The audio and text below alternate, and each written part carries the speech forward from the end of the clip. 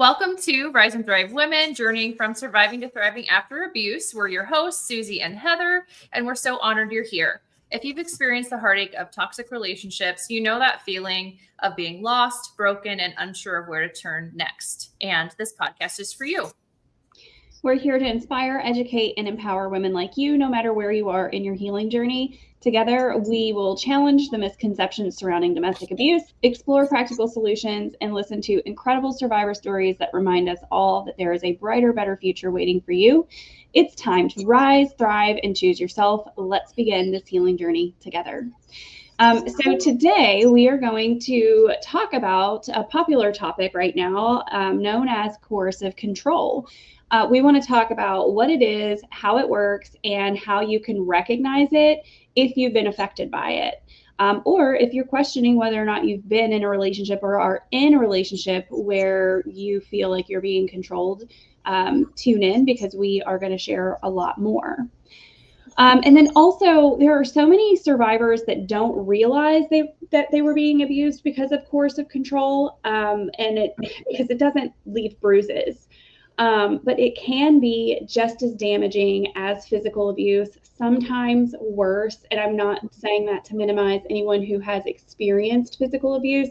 I'm saying that simply because it is hidden, and over time it accumulates and it creates all of these false narratives in our head. So just wanted to open with that. And I'm going to hand it over to Susie, who is going to tell us a little bit more about coercive control. All right. Thank you. Yeah, I'm excited we're talking about this. I'm definitely seeing it more, this term being used more widely. And I honestly hadn't really used the term a lot previously. So I had to kind of dig into it a little bit. I think we had an episode, I don't know, maybe a month ago. It was a live episode we did. And we were talking about, I don't remember what we were talking about, but we had somebody comment, you should call it coercive control. That's what it is. And so I think that's kind of spurred us on to spend some time on this topic and even educate ourselves a little bit, because although we are experts in this field, there's always, evolution and new things coming up. So I am really glad we're talking about it. And first we'll just start with how is it defined? So the definition is that coercive control is a pattern of behaviors used to dominate, intimidate, isolate, and control another person without necessarily using physical violence. So I did a little more research too, digging into this. We have seen some legislation coming down the pipeline here in the US and then in other countries like the UK. And I came across some statistics as I was just looking into some of that new legislation. And I read that a pattern of coercive and controlling behavior actually increases the likelihood of physical violence, and that offenders who exercise control over their partner's day-to-day activities are actually more than 5 times more likely to kill them than other domestic abusers. So it is a very serious form of control, and it's important, again, we wanted to spend time on it because it's important that people understand what it is, so that if it is happening in their own lives, they can recognize it. But like I mentioned, we are seeing, legislate laws, things coming up in the US where laws are being passed that include explicit references to coercive control. I think you said there's 5 states in total now that have passed some sort of legislation around this. And these laws are designed to address the damage that's inflicted apart from physical violence. So like you said, people often think of domestic violence as being physical violence, but there is this other form of abuse that is very damaging, if not more so damaging. And so that's what these laws are starting to acknowledge, which is really great. So a couple examples. California has been really progressive on this, and they've passed a law. I'm not sure how recently this was, but it's fairly new, actually. I only know because I follow another creator who lives in California, because I remember her releasing some content when one of the senators in California passed this bill to make it illegal. Coercive control is illegal in the state of California. So yeah.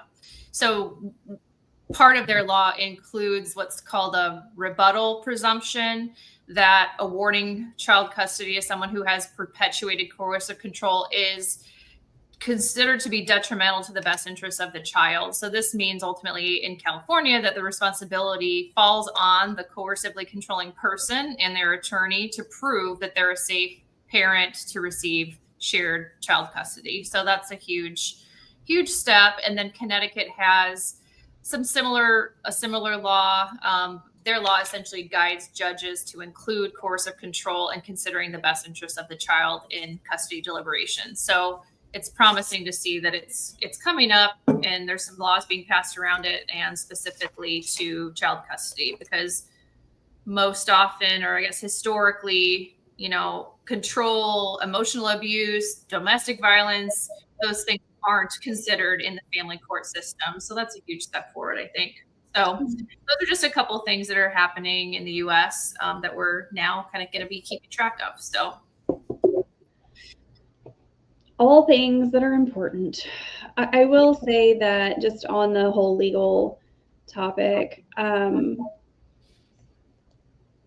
I think getting it written in law is half the battle. The next piece is like making sure that judges are in alignment with these new laws and uphold them, right? Yeah. So I saw a post by Tina Swifton. If you guys aren't following her, she wrote the book called One Mom's Battle, and she's very active on this topic of coercive control and active in getting it acknowledged in our legal system. But I think it was her that posted a statistic that in the states that have this legislation that gives the guidance to judges to consider coercive control, a very high percentage of the time it wasn't considered. So like you said, it's still a bit of an uphill battle. And I think a lot of education needs to take place in, with these legal professionals, judges, attorneys, all the things. But yeah, for sure. And I just want to say, like, if anyone is watching and have questions along the way, please feel free to drop those comments. We will do what we can to wait until the end, unless we get like a really good engaging question, we may stop. But I just wanted to let you guys know that we do have Q&A at the end, and would love to hear from you if you have questions. Yes. Or if you just want to share your experience. If you're catching the replay, same. Once we see your comment, we would be glad to respond. So really quick, I want to talk about how abusers use coercive control and some common tactics. Isolation is a really big one. So abusers will isolate you from friends, family, and support systems. And because of the nature of coercive control, you won't necessarily see it coming. So isolation in coercive control situations may look like something, or may feel like your partner is persuading you to believe certain things about your friends or your families. They will take very small examples, or even if you have a conflict with a family member, and use that one thing as a way to try to manipulate you into believing that that person is not for you, and isolate you, or make you not, you will stop trusting the people who love and care about you. That's one way of isolating you and trying to kind of get you in this bubble of their control, right? Because it's coercive, you don't know that it's manipulation, right? Like, that's the thing behind coercive control, right? There's the flat, like, aggressive or overt control, like, I don't want you going out, or I don't want you being around these people because I said. And then there's the more subtle. I don't know why I can't. Covert. Sorry. Then there's the more covert approach, and that is the manipulation and the gaslighting that comes behind changing your beliefs about yourself and the people. And then there's surveillance. I will say sometimes a lot of women that I've worked with, there are cameras. It's standard to have cameras in your house and, around your house these days. I will say that one of the biggest traits that I see in people who have left these relationships is they come to sessions and they will say, I know I probably sound like I'm crazy, but I think he's watching me. Or I think she's recording my calls, because I will have a conversation, a private conversation with my mom or this person or something, and he or she will come back in a text message and address what I said, and it's almost like they're planting these little, one, they feel like they sound crazy because they think they're paranoid, but it's very common. So surveillance is another one. If you feel like you're being watched all the time, whether you know that there are cameras in your home or you don't, and you suspect you may be being recorded. I've had a couple of people actually prove this, find microphones like stashed in the house. And I know this sounds insane, but if you're watching this and you have this experience, you're not crazy. It is a symptom of abuse, regardless if those surveillances exist or not. It is a symptom to feel like you're being monitored. It is a symptom of abuse. There's also financial control. So if you are in a relationship with someone with the breadwinner who is micromanaging the money, has access to the money, or you only have access to a certain percentage of that money, that is a form of coercive control. They can control, where you go, how you spend your money, if you're going out to eat with your friends or not, whether or not you can go, do things that you love to do that cost money. Financial stability is part of coercive control. Micromanaging your daily life, telling you what to wear, what to eat, what to say, and they won't come out and say, or they won't come out and directly coach you in an overt way, right? Like sometimes what you wear, you'll start to change what you're wearing, what you're eating, or even the way that you talk to people based on tone, looks, demeanor that make you feel like you've done something wrong and you need to change your behavior in some way, shape, or form to not receive whatever that treatment is from the abusive person anymore. So yeah, absolutely. It could be as simple as a comment, like maybe you dressed up to go out, for work or to go out with friends, and a comment like, you look nice. Well, you look nice. So it's very subtle. Like, is that sending the wrong message? Or right. Are you sure you really think that you should wear that? Right. Anyway. Right. Or if there, so many examples, but it's so subtle, but it plants that seed that you're doing something wrong. And so you will alter what you're doing to just not have to deal with those types of situations. For sure. And there's a ton of examples. Gaslighting is another one. So and gaslighting is basically making you believe a different reality, right? If something happens and you try to bring up how it makes you feel, and their response is, that's not how it happened, and they try to make you believe a different version of the story, that's what gaslighting is. I think the most important thing I want to highlight here is one of the examples that I use in my book is called the frog in the boiling pot. And these things that I just highlighted here, the isolation, surveillance, financial, micromanaging, gaslighting, those sort of things, they don't happen all at once in these relationships. They happen very subtly.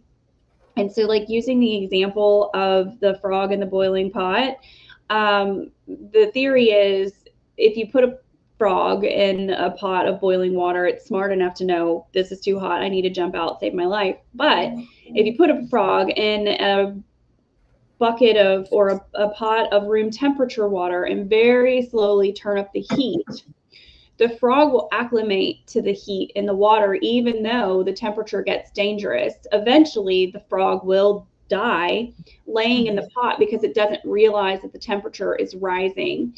And so I just want to take a minute to, I guess, highlight that, because this is how coercive control works, and it's how it subtly turns into those really significant and scary statistics that Susie opened with. So, sorry, Susie. Absolutely. No, that analogy is is perfect and one of my go-to ones too, because it's so true. Yeah. It's a very gradual build. It doesn't just happen overnight. So yeah. Is that those are the tactics you Yeah, wanted to highlight? if you want to jump into giving some examples of just like real Sure. life examples. Yeah, I mean, obviously you and I talk a lot about narcissistic abuse. And when I first started researching coercive control, I was like trying to understand the connection between narcissistic abuse and coercive control. And it makes complete sense now that I've read through it. But essentially, coercive control is kind of what's behind narcissistic abuse, because abusers, one of their main motivators is to have power and control in their relationships. So coercive control is a huge element of narcissistic abuse. So since I work with a lot of narcissistic abuse survivors, I see examples of this constantly. I've had clients who, like you mentioned, have found that they are being monitored, whether it's they know their partner knows their email password, so they're monitoring their emails, or they log into their iPhone somehow and they can see all their text messages. I had a client who found an AirTag on her car that was tracking, her movements. So that tracking, monitoring, I see that quite often.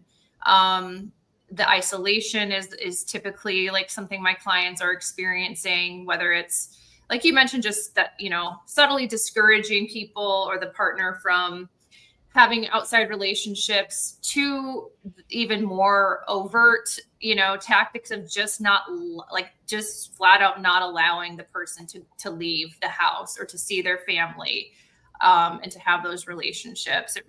I've seen kind of the full spectrum of that. Controlling finances, not allowing someone to even open the mail that arrives at the house. I've seen that. Making threats about child custody. If you leave me, I'll make your life hell, or if you leave me, I'll make sure you never see the kids again.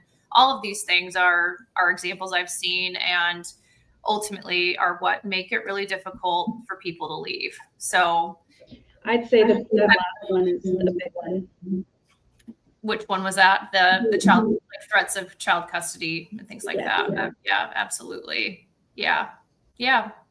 And then we see examples out there, in the public with various court cases that are in the news. So Mel B of the Spice Girls, I started following her, I don't know, maybe a year or two ago. She started becoming more vocal about her abusive marriage. I believe it was a marriage. She was married.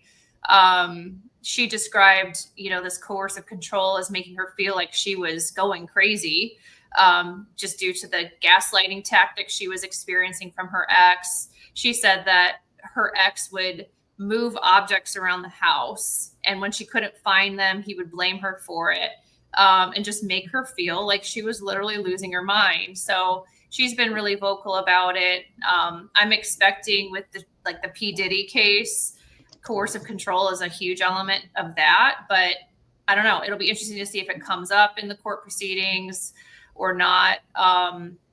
So it's definitely been a bigger topic in the media too. But I see it a lot with the clients I work with. So is there any other examples you could think of, or that came to mind for you? On the public scale, you mean? Either way, whether it's clients or... I would say, I think the biggest one for me, like when working with other clients, is I feel like I'm losing my mind. I feel like I'm going crazy. And it's because they feel like they've been nitpicked so much that they do believe that they're hard to live with, essentially. And so when they're there for a session, they have like all of these itty bitty examples of, like what's starting to peel the paint, where they're pulling on these strings, trying to figure out like exactly put their finger on it. The main thing I hear over and over and over again is, I know I probably sound crazy, but and then they list off this huge, big, long list of, how they feel like they're not good enough, how nothing they do is ever good enough, and it's never going to be good enough, and they are doing more and more and more, slowly losing themselves. So, I mean, just as a coach, I would say that that's the biggest one for me. Yeah, for sure. I was going to talk a little bit about Johnny Depp and Amber Heard, but I mean, I will just say this. I will say this about, I mean, that's just a case, like a public case that everybody can look at and understand the impacts of coercive control. And the problem that I have with talking about that case is um, I don't believe that Johnny Depp was the victim in that story, even though I was a really big fan of his. Um, and so, even though what we saw in the United States on a very public platform, a very public shaming, what was presented to us appears, it made Amber Heard appear to be an abusive woman, a controlling woman. And some of the things that she said sounds exactly like coercive control. Like the recordings that he had of her saying, go ahead, Johnny, you're going to go on stage and you're going to say, I, Johnny Depp, was a victim of domestic violence. Are you going to do that? Do you think people are going to believe? Like, that is manipulation. She said that. Yeah. And that is manipulation, and that is coercive control. But in the same breath, I just, there are a lot of other things that he did, like substance abuse, like all the substance abuse issues, which is very consistent in abusive men when you're looking at these abusive relationships. So I just want to highlight those things that were said that correlate to coercive control without saying anyone was guilty or innocent in that case, because there is evidence to support both arguments on both sides. Right. Yeah. And the woman. Yeah. As it a kind woman, of I have to say it seems very skeptical to me that she talked about her experience with domestic violence, trying to shield or doing what she could to shield identities in her effort to help with domestic violence. And every single time women stand up and start talking about their experience and they gain traction and people start listening, they are beat down hard. So as a woman, I have to say, I believe that someone that I used to kind of admire and idolize as my Pirates of the Caribbean, I think that he was probably the abuser in that case. So yeah, and maybe that the fact that there isn't a extremely clear answer as to who it is, it kind of highlights how freaking confusing all this is. Yep. How coercive control creates confusion in the victim. It creates confusion in the people who are supposed to be objectively looking at the case and try to figure out who is behind this. So yeah, I mean, I think that it kind of highlights that fact. So yeah, and that's why it's so important when Susie and I coach. I mean, we're building a platform right now to kind of help women in all the phases. But one of the things that we focus on is people who are going through divorce with these people.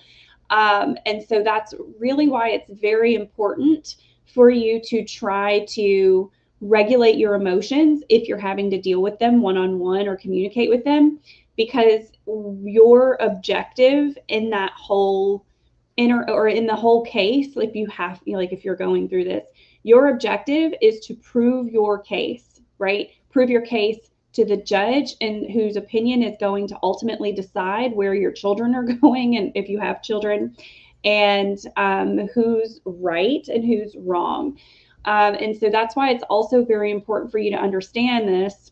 These people don't know who you are, and if you're in the middle of this, understanding that your goal of the case is going to be essential, and sticking to that and leaning on support people, therapists or coaches like Susie and I, or family members that you trust to vent emotionally to. So yeah, and to be able to stand and stay in your truth, because this type of abuse can easily shake that trust in yourself and your judgment and all of those things. So it's really important you have people around you that also understand your situation and can help support you in standing firm in that.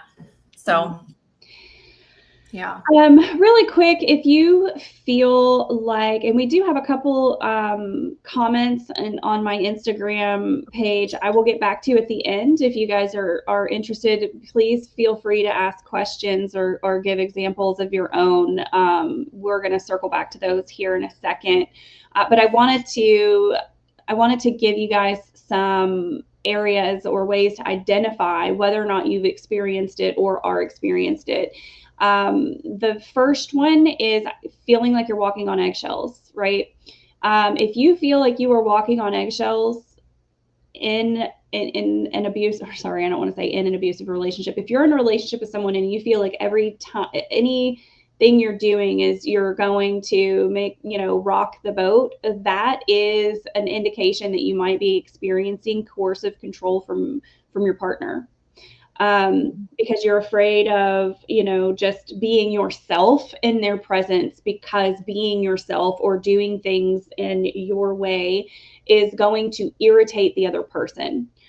Constantly monitoring your own behavior to avoid reactions, which is kind of essentially what I just said about walking on eggshells. So if you're constantly monitoring yourself to see, oh my gosh, if I do this, is this going to cause my partner to react? That is also an indication that you could be experiencing coercive control and that you're in an abusive relationship.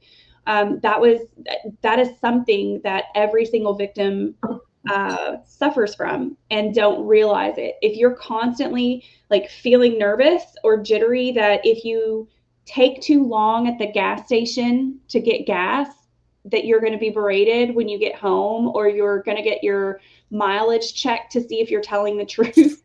Right. That is, like rushing to get home because you've been standing in line for longer than you normally do. And you're monitoring that behavior like, oh my gosh, I got to rush home, or I'm going to have to answer 50 million questions.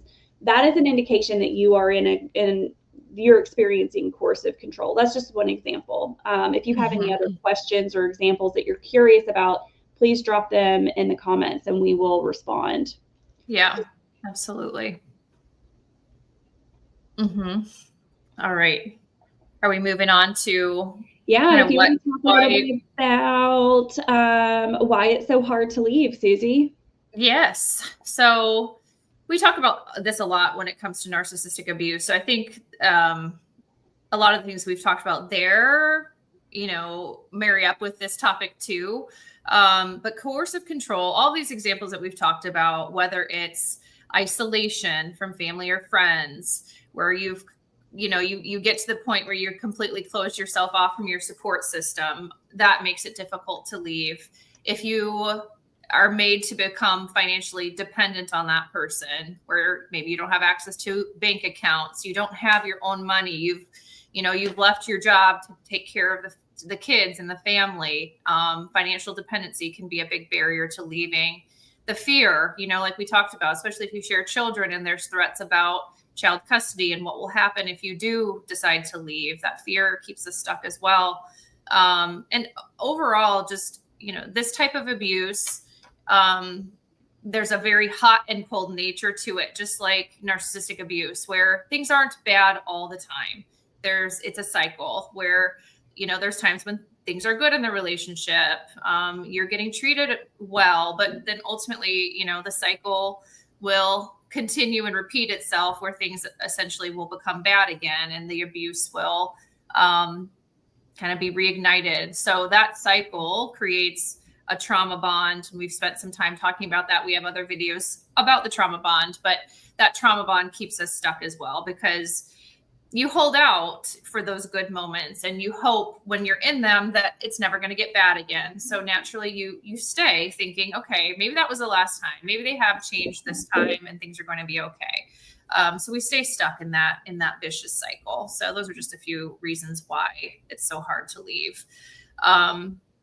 And, even after leaving, things can be very difficult, especially if you share children. It's not uncommon for there to be a lot of post-separation abuse that can happen, further legal threats and harassment that can happen, using children as, kind of pawns in the whole situation.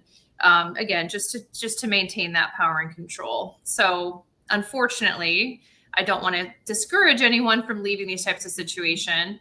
situations, but there can be, periods where things can honestly get worse when it comes to that emotional abuse and manipulation. But the good news is once you're out, you can start, distancing yourself, making changes to how you communicate and interact with that person to get some semblance of peace in your life. So I always encourage people, if they're in an abusive situation, not to let that aftermath be a deterrent, because you can still, achieve a lot of peace and happiness in your life, even when those things are going on. Yeah. So yeah, those are just a few reasons why it can be challenging to leave. But I also want to say, God, I hear myself again. Do you hear me? Okay, good. So it is scary to leave, but it is and it's work too. Like you have to do a lot of work on yourself, but it is so much fun when you get to the other side, right? Like there's just, I don't know, there's just so much joy and peace and love for life again once you go through when you go through the untangling of getting out of that relationship or those types of relationships, there is so much joy and life to be lived that you wouldn't believe it. So I just wanted to end on a positive note that it sucks. Like Susie and I both know, like it sucks and it's hard and you ugly cry and not do you only ugly cry, but you lose people, right? And I think in the back of our minds, we know which relationships are already going to be on the fence that could be like gone tomorrow if we sever ties with this person, and we're afraid that once those people are gone that we're left at this empty shell of a person, when in reality it opens doors for new, more meaningful, better, more aligned relationships. It opens doors for like experiences of life where you're not walking around on eggshells and you can just be yourself. And I'm gonna stop. I'm gonna shut up. No, but I see I just so many people coming out of it and just being able to finally like blossom again and breathe and have peace, and it is worth it. It's worth whatever pain it takes to get there. So 100%. I was going to ask, just for the people watching this who are identifying that they're in a relationship where coercive control is happening, what are some things, and I've got a few things that have come to mind for me, but what would you recommend they do as some first like initial steps of leaving or gaining clarity or even just taking care of themselves? Actually, we have a question here that's kind of similar to the one you just asked. And I'm going to read her question. So Anna asked, what is the best way to do it? Do you heal first and then separate? Is it hard to heal while you're living in the same roof? But again, he is in control of the money. So we actually had a live with a woman named Sabrina not too long ago. You aren't going to be able to find it on my Instagram, but you can find it on YouTube if you're interested in watching that. But her biggest thing, she shared her story about being stuck in financial abuse. She basically didn't have anything to her name towards once she realized she was in abuse, and she was like, how do I get out of this? So first she started to kind of sell things on the side. She kind of started these little side hustles in secret to have a little nest egg so that she could leave. And then that's just where she started. I will say that, because I think financial dependence creates another complexity that keeps people stuck. And to answer your question, Anna, there is no right or one way to do it. A lot of people find themselves having to leave in the middle of the night, and their entire lives rip apart after one fight that went too far, right? And so that's one, like, that's a ripping the Band-Aid and having no idea what's going to happen. But if you are a planner and you are in a safe environment, I would say find a way to put money away first, and then kind of and then also work on yourself and your own mental health to, I guess, mentally prepare for what it's going to be like when you leave. Mhm. Because that's also part of it, right? Like sometimes it takes 2 years of talking about it before you actually act on it. Sometimes it doesn't take that long, but it really depends on the person and their comfort level and how they mentally prepare to do it, right? And sometimes Mhm. people are like, I'm going to do it. And then they stand on the edge and they wait a really long time to jump. Yeah, which is okay. Yeah. Yeah, it's okay. Yeah. That's why there's Yeah. no right or wrong way to do it. Right. It takes Um, time. and Yeah. healing is never over. So it's not like heal first and then leave. There's healing is going to probably be lifelong, right? And it's going to feel really uncomfortable at first, but then you just kind of get used to it. And it's almost like a workout routine, but for your mind and your, I guess your Mhm. emotional well-being, is understanding that after abuse, things in your body change, and it will get better. It just will feel uncomfortable at first, and I think it's more like slowly over time adjusting your nervous system and creating the mindset for it. So, Mhm. sorry, Yeah. Susan. No. You know me. Do you have anything No. to that? Those were the really great thoughts and a great question too. I don't know that we've had that one asked, the question of can I heal while I'm still in this abusive relationship? That's such a good question. And the first thing that came to my mind was there are some small things you can do, but it can be really difficult to try to heal while you're still in it. And you think about if you've got a wound on your arm and you continue to pick that scab, it's hard to heal that quickly. And it's the same thing with abuse. If you're in that abusive relationship and you can't distance yourself from it, you're going to try to heal, but then that wound will continue to be opened up by that person. So the things that I would focus on are like what you said, start making a plan. There is healing in starting to plan and starting to create a vision for yourself that you're excited about, and get out of that feeling of helplessness and hopelessness. That is healing in and of itself. And then just do the basics to take care of yourself. I would say, make sure you're physically taking care of yourself. You could eat healthy. You could try to start exercising, like just to feel stronger physically, I think can be really helpful when you're in that situation. And then also, educate yourself about abuse so that you get crystal clear. You gain that clarity around the situation you're in, so you can't be shaken when they make you doubt your reality, or that the abuse isn't that bad. Educating yourself is huge, and then build that support system back up again if it's been torn down. So reconnecting with family and friends that are supportive, finding a support group that resonates with you. It's important that you surround yourself with people that you can trust and that can help you along the way, because we need help in these situations a lot of the time. So those are some things I would recommend. But we do have we have a support group if you're interested in joining that, or anybody else out there who's listening, that we run online. The link to it is in our show notes. It's called Rise and Thrive Women, a private Facebook group.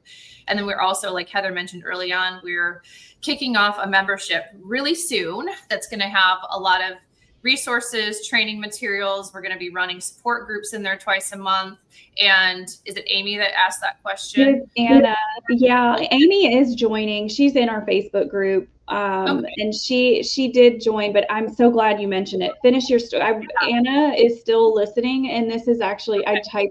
I typed a comment over to her and told her to hang on, Yeah, because I was this going is to exactly say, what I'm going to tell her. Anna, if you're looking for support, we have a few free spots for our membership that are going to be lifelong free memberships for people.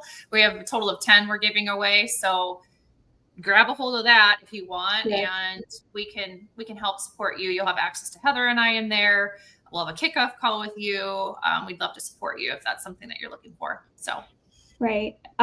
Yeah, so I think we have 5 more spots left, Anna, if you're interested. And this is something that will be lifelong, no charge. As long as the community exists, you will have access to it. So we would love to have you.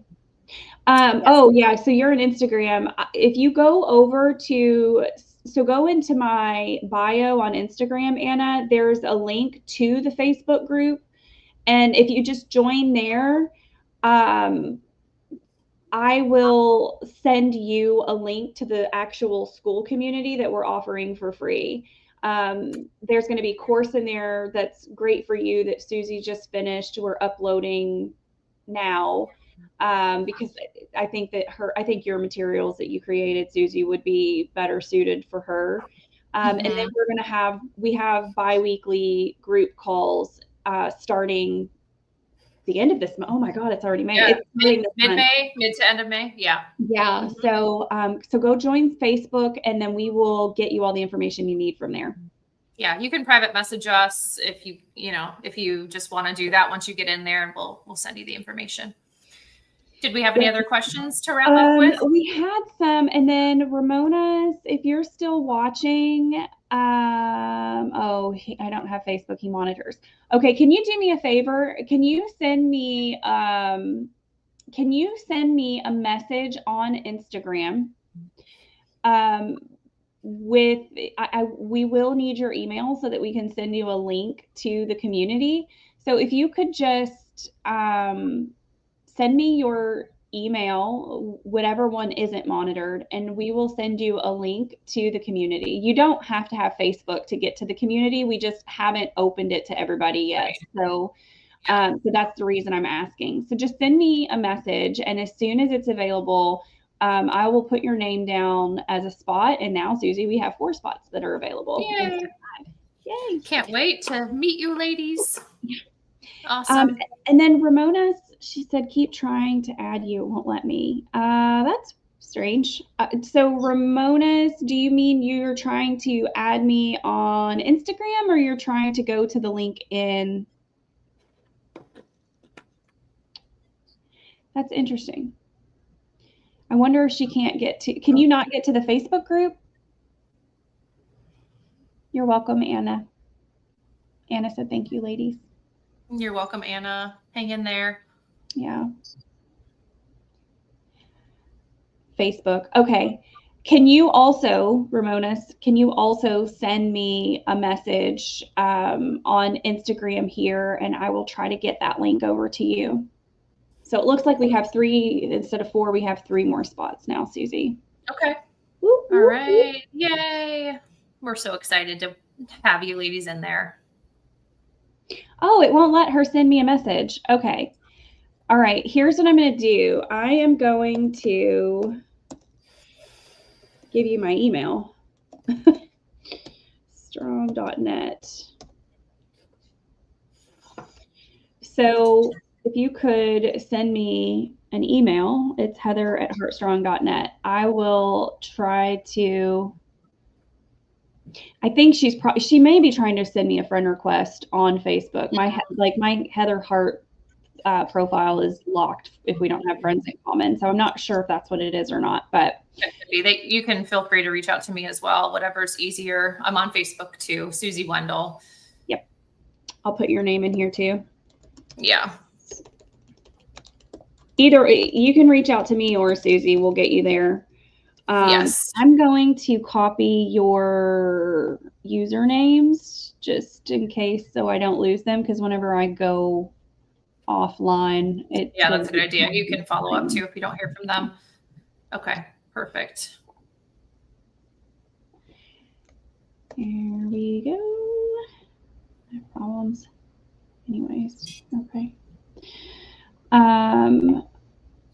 Sorry, I'm just capturing this so I don't lose it. Whenever I start multitasking, things get lost. There we go. All right. We don't have any other questions. Did you have anything come through on your end, Susie? No, I don't see anything. Any questions? Oh, Michael's here. Hi, Michael. Thanks for joining us. Hi, Michael. Appreciate you.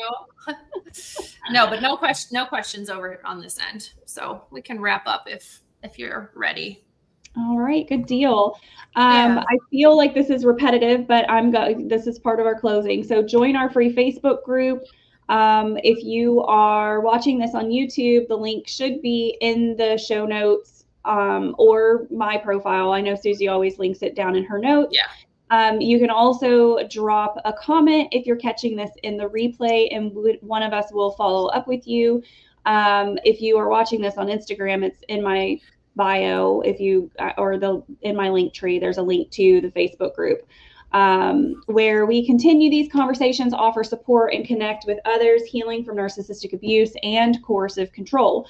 And then make sure that you go ahead and subscribe or follow us so that you can get any sort of upcoming events, workshops, and free resources to support your healing.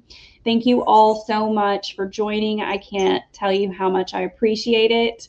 And so thank you for joining us on this episode of Rise and Thrive Women. We hope today's conversation has inspired you to take charge of your healing journey. Whether it's a new perspective, renewed hope, or the courage to move forward, it is something worth celebrating. To find you, within you lies strength, power, and limitless potential. So embrace it.